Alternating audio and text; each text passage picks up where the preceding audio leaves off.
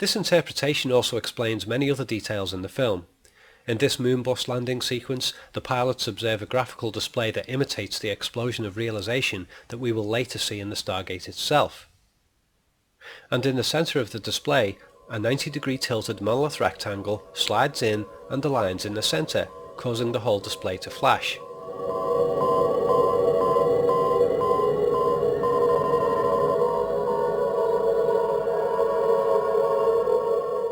The shot then cuts to a guy watching the same display below a window, which might well represent us watching the movie.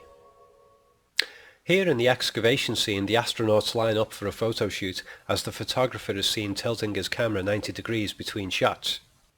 Incidentally, Kubrick was a photographer too, in his early career, and in this scene he personally took control of the handheld camera and encoded an incredibly subtle and clever clue.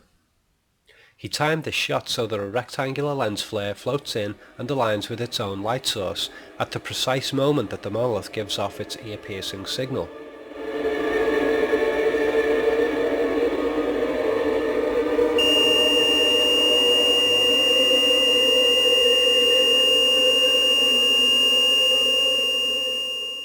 Here's another excellent clue. In the mysterious bedroom at the end of the film, there is no doorway, no way out. The astronaut is trapped, but when he reaches out to the monolith, which is positioned like a doorway, the camera switches to a position outside the room itself. This is the only shot in the whole film where the fourth wall is broken in this way. Bowman's realization that the monolith is a cinema screen and his resulting awareness that he is in a movie allows him to exit the confines of the bedroom. TV and cinema screens show us the illusion of depth, but when we physically touch them, like the apes and astronauts do, they are revealed to be flat, two-dimensional surfaces. So as Bowman reaches out in this shot, the monolith isn't 10 feet away, it's actually within his arm's reach. In the briefing scene, the walls feature white monolith-shaped display screens flanked by curtains, just like cinema screens, and the room is entered and exited through a monolith doorway. Dr. Floyd and his colleague even gesture with their hands that we should rotate the monolith 90 degrees.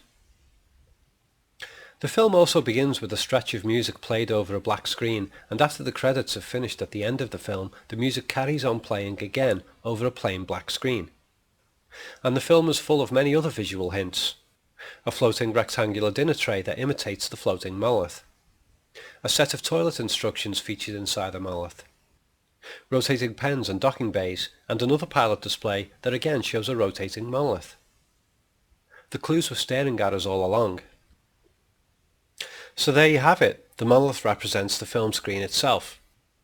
Now over the years very few people have made an effort to debunk this interpretation, but those that have usually said that they don't think the monolith precisely fits the dimensions of the wide-frame cinema screen. My answer is that it doesn't have to. It's a metaphor, and metaphors are not exact reproductions. For example, it's well known that the lead character in Citizen Kane represents media tycoon William Randolph Hearst, even though Orson Welles doesn't physically look like him. However, the monolith dimensions are so close to that of the wide-frame Cinerama screen in which 2001 was shot, that if there is a difference, it's not noticeable to the naked eye. The odds of this occurring accidentally are extremely remote. 2001 was also transferred to 35mm for a general release, a slightly different dimension to Cinerama, and later again it was released in television broadcasts and on VHS and DVD formats. So it's impossible for the monolith to always match the display dimensions of whatever screen the film is being viewed on. And remember that Kubrick described the monolith as an advanced television teaching machine at a time when TV screens had roughly a 4:3 ratio and were neither flat-screened nor straight-edged. The Cinerama screen on which the film was first shown was also curved, yet the monolith isn't. But that doesn't disprove the screen metaphor either. I've also heard the argument that you can find incidental monolith shapes all over the place in any sci-fi movie, but if you actually go and watch Star Wars, Alien, or any other sci-fi classics, you'll generally find that it's not the case. There are nowhere near as many monolith shapes in the sets as there are in 2001: A Space Odyssey. I mean, look at this. The astronauts are watching TV broadcasts on monolith-shaped screens. The only way it could be more blatant would be for Kubrick to come right out and say it verbally. And the last argument which I've heard against the general idea that a filmmaker can encode hidden messages in their films is that the cast and crew would have known about it and talked about it in interviews. Not so. Ed Neumeyer, the writer of RoboCop and Starship Troopers, has openly admitted that he and director Paul Verhoeven put hidden themes and details in Starship Troopers, and intentionally didn't tell anyone about it. Check out my Starship Troopers analysis video for more. And 10 years after the release of E.T., Spielberg started admitting in interviews that his film was actually about family breakup trauma. Kubrick wasn't the only one capable of encoding hidden themes and messages. Others have done it too, including David Lynch, Alfred Hitchcock, and the Coen brothers.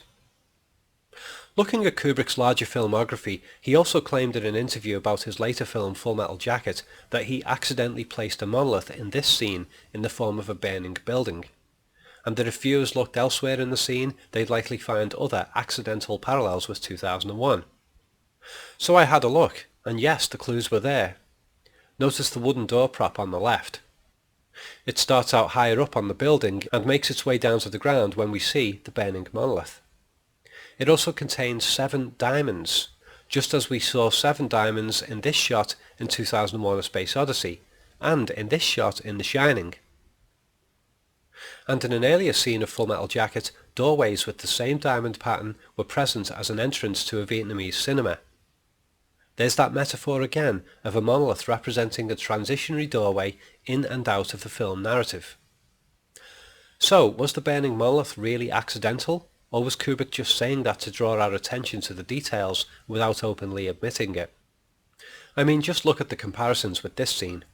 The burning monolith sits in the middle of a group of soldiers just like the apes of 2001, and one of them dies right beneath it as a lens flare shines over his face. It's very ethereal. When interviewed about Full Metal Jacket, Kubrick even stated that he wanted to, quote, explode the narrative structure of film. And lastly, in the Spielberg film AI, which was mostly designed and conceived by Stanley Kubrick and even storyboarded under his supervision, a hologram character begins as a cosmic display very similar to that in the ending of 2001. It emerges from a curved cinema screen that is flanked by curtains.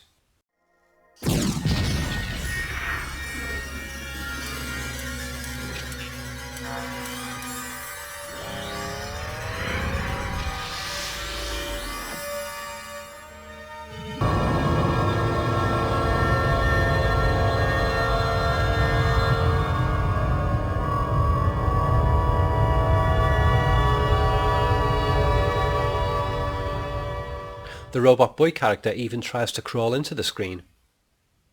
And look at all the monolith rectangles on the surrounding walls. Is this all accidental? I'll let you judge for yourself. And before I go, just one last detail I'd like to point out in 2001. A lot of people have been asking me what the breaking of the wine glass means. Well, one email correspondent who had seen the film in its proper original Cinerama curved screen format explained that in the version he watched there was an additional detail that he believed was deliberate. As the glass smashed on the floor, the film reel visibly skipped. So I would argue that at this moment, Dave Bowman has literally broken the film's visual code and figured out the meaning of the monolith.